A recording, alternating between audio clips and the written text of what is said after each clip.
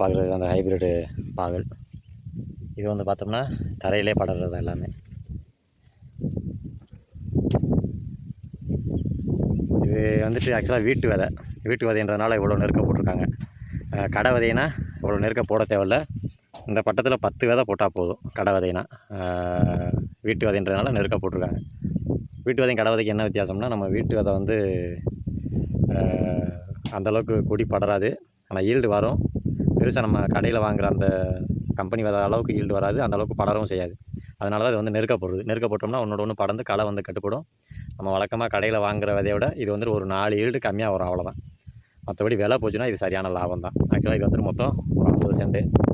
இது வந்து நம்ம மாடு செட்டு பக்கத்தில், மாடு செட்டுக்கு முன்னாடியே வந்துட்டு இது அண்ணனோட இடம். இந்த 50 சென்ட்டில் பார்த்தோம்னா நம்ம கடையில் வாங்கினோம்னா ஒரு 25,000 விதை வாங்கணும்.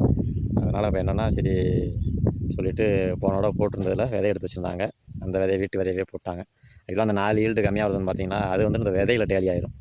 நம்ம விதை கை காசு போட்டு வாங்கலை, அதனால் வீட்டு விதைன்றதுனால அந்த 20,000 இதில் டேலி ஆயிரும். ஓரளவு இதில் என்ன ஈல்டு வருதோ அதுவே நல்ல லாபம் தான்.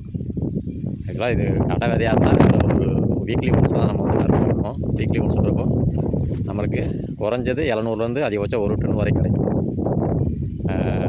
இது என்னென்னா பெரிய வேலையும் கிடையாது. நம்ம ஒரு நல்ல உரம், அது போக ஒரு வாரத்துக்கு ஒருக்கா ஒரு மருந்து வந்து ஸ்ப்ரே போகும் காய்க்கு மட்டும் அடித்தா போதும்.